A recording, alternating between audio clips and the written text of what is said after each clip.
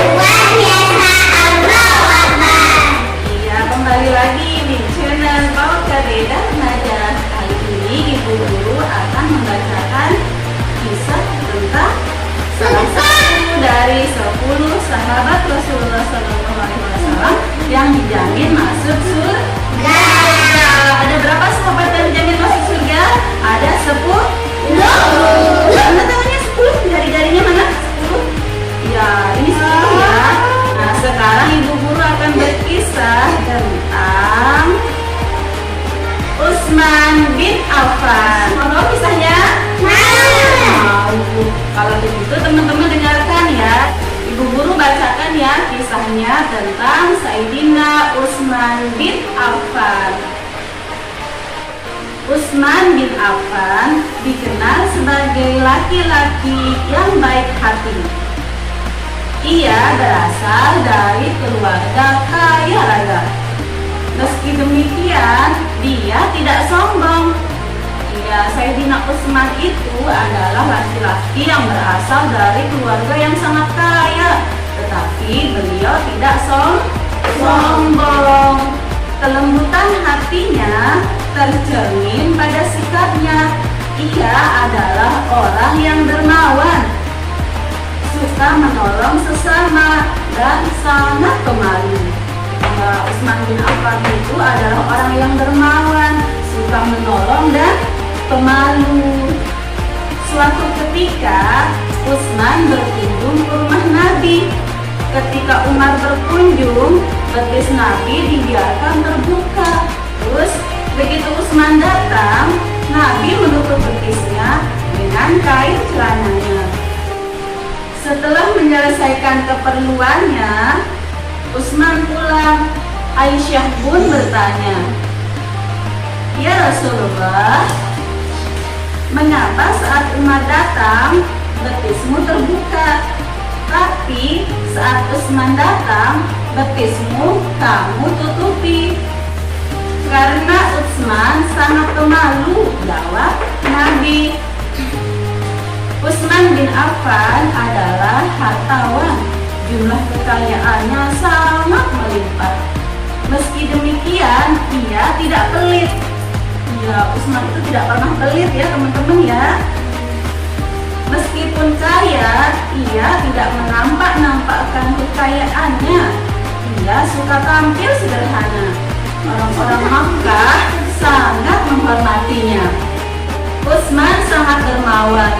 Dia terbiasa memberi sedekah kepada fakir miskin yang ada di kota Mekah.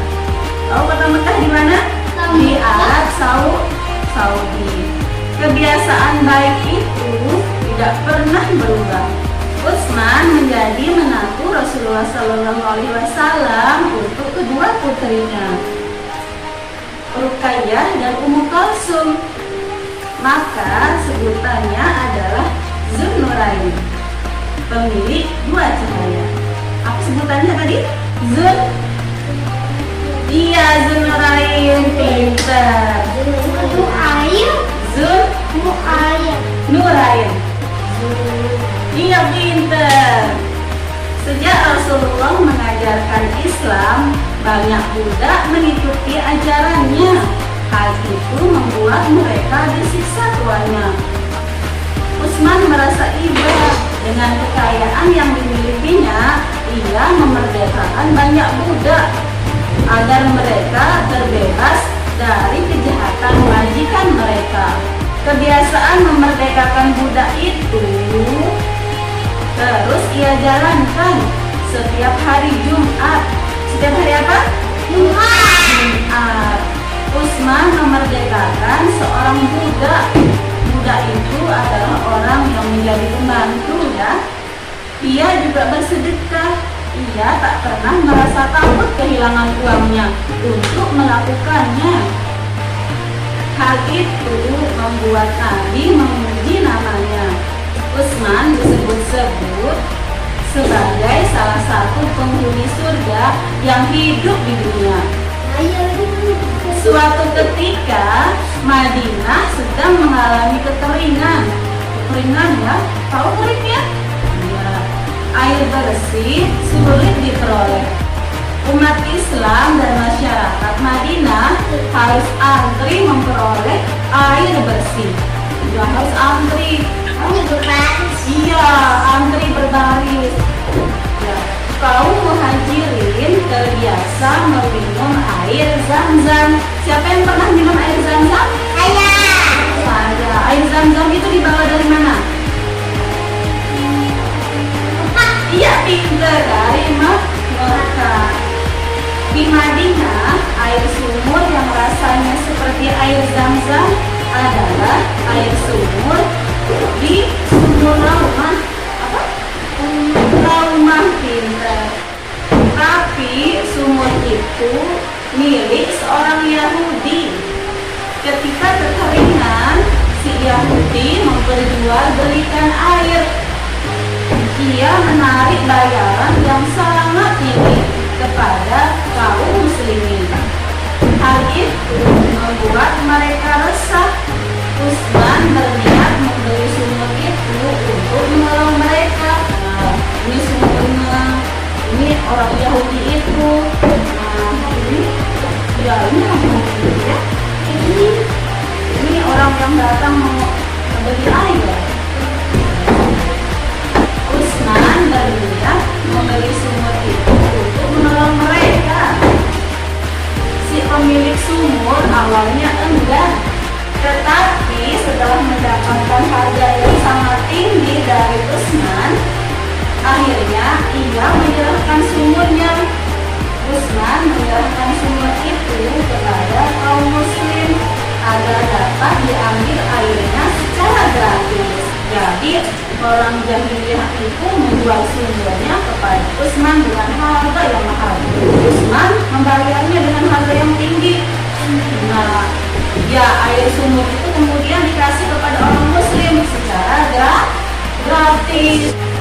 Sejak saat itu, kaum muhajirin dan masyarakat Madinah bersuka cita mereka dapat mengambil air sumur dengan gratis. Hingga hari ini, sumur peninggalan Utsman itu masih ada. Ya, sumur yang dibeli oleh Sayyidina Utsman itu di kota Madinah itu masih ada sampai sekarang. Ya, pada masa Khalifah Umar radhiyallahu anhu pernah terjadi paceklik. Banyak petani gagal panen gandum dan kurma, sehingga ketersediaan makanan menipis. Warga Madinah terancam kelaparan. Suatu hari, puluhan unta membawa karung berisi bahan makanan datang ke Madinah. Ini ada unta bawa bahan makanan ya, kota. Iya, lehernya panjang. Rupanya itu adalah milik Utsman bin Affan. Ini miliknya Sayyidina Utsman bin Affan ya. Bahan makanan itu kemudian dimasukkan ke gudang. Melihat hal itu, para pedagang Yahudi berdatangan. Mereka ingin memborong bahan makanan milik Utsman. Mereka menawar dengan harga yang sangat tinggi. Utsman minta mereka membayar 10 kali lipat. Mereka tak sanggup. Utsman berkata, Allah lah yang sanggup membeli ini dengan harga 10 kali lipat. Maka makanan ini aku sedekahkan di jalan Allah. Aku berikan seluruhnya kepada fakir miskin. Dan Sayyidina Utsman kemudian menyedekahkan ya semua itu kepada kaum fakir miskin. Ketika Utsman bin Affan menjabat khalifah, wilayah kekuasaan Islam telah meluas ke berbagai negara. Akibatnya terdapat perbedaan bahasa dan dialek. Hal itu menimbulkan perbedaan dalam membaca Al-Quran. Perbedaan itu sering menimbulkan perselisihan di antara mereka. Bahkan nyaris menimbulkan peperangan di antara sesama umat Islam. Para sahabat melapor kepada Khalifah Utsman.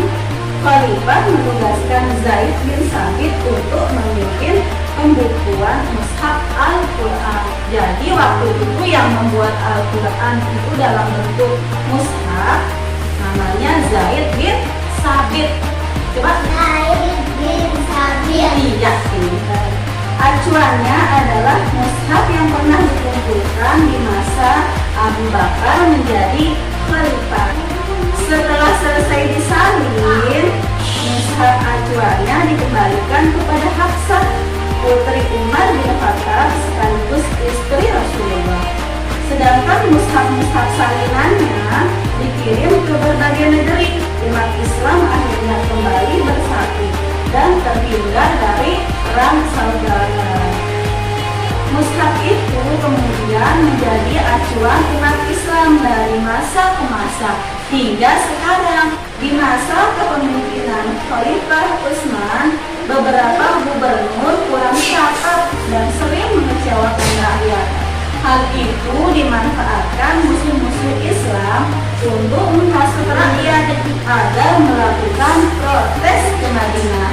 Melihat keselamatan Khalifah Utsman terancam, para sahabat meminta putra-putra mereka untuk berjaga di rumah Khalifah.